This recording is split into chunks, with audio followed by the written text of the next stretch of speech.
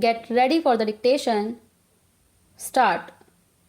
I am glad that the government is thinking in terms of the small growers.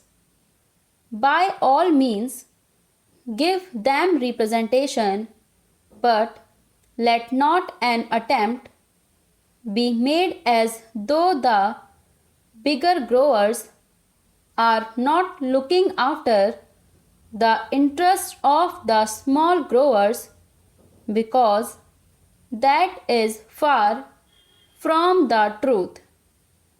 If the coffee board has achieved one grand result, it is to rehabilitate and help the small growers. So far as the question of payment from the pool is concerned, the small grower gets the full amount due according to the costing the moment he delivers the coffee. There is a separate method of costing, and the whole amount is paid immediately, whereas in the case of the bigger growers it is not so. Payments are made as and when coffee is sold in the market and abroad.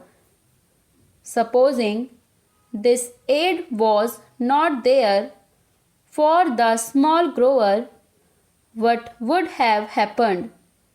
He would have had to make distress sales.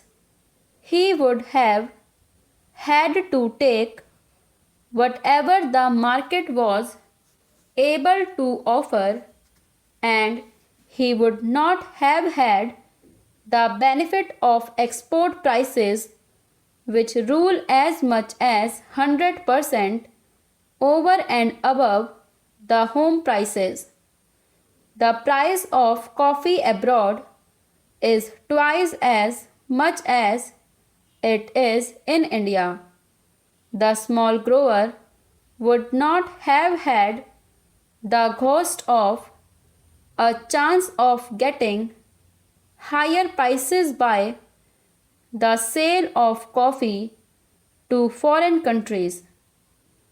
Not only that, he also gets his basic price immediately on delivery of the coffee to the pool. Over and above all this, he gets the benefit of all the scientific research which he would not have otherwise got.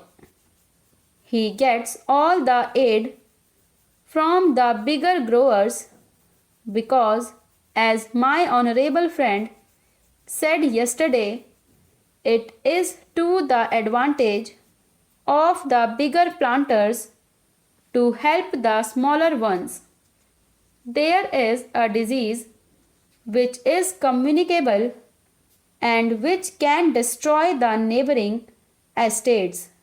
So, in these multifarious ways, the small growers are today helped, and they are immensely thankful to the bigger growers and to the coffee board.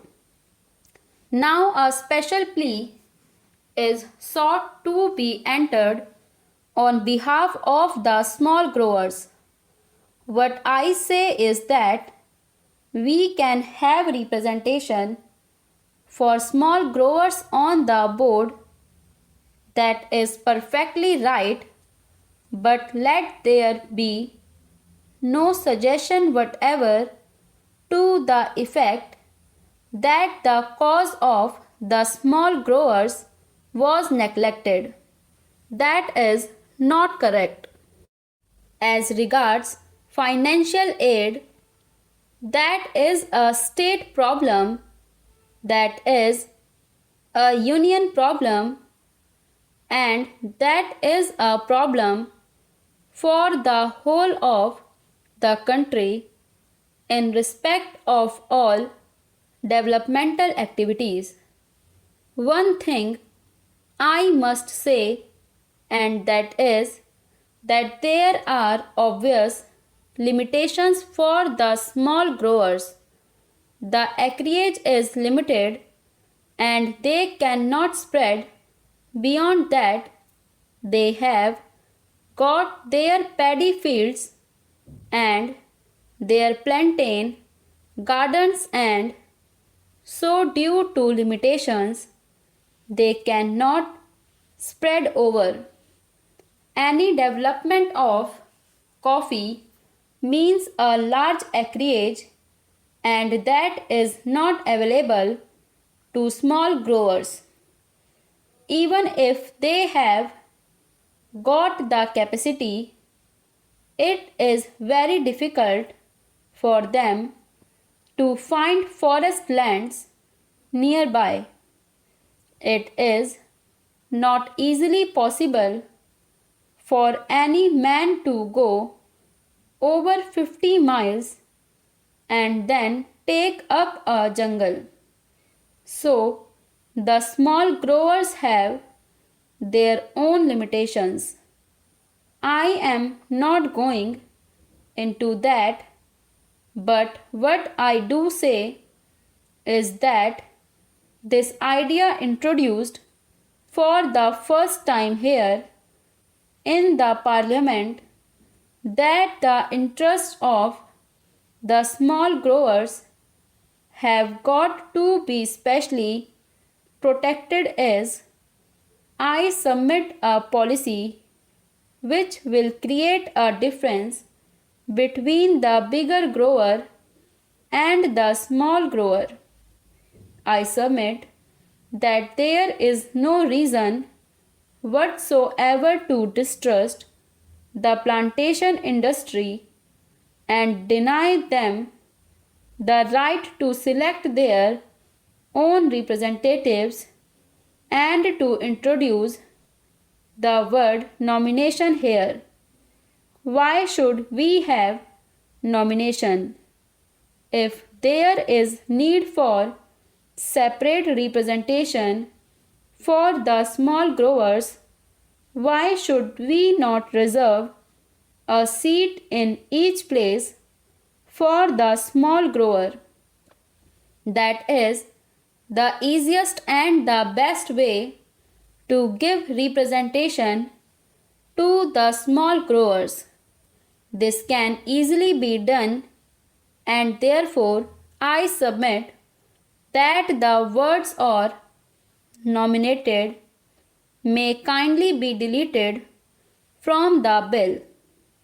I do not know whether the procedure would permit of it, because there are certain difficulties, but in any case, if at least we get an assurance from my friend that these 12 are going to be elected, it would be something gained for a poor like me and for the industry. After the question of constitution of the board comes the question about the chairman. On that question, I hope, sir, that the House will kindly appreciate that for more than one reason it would not be the best arrangement to have a whole-time appointed chairman. There are two suggestions in this connection.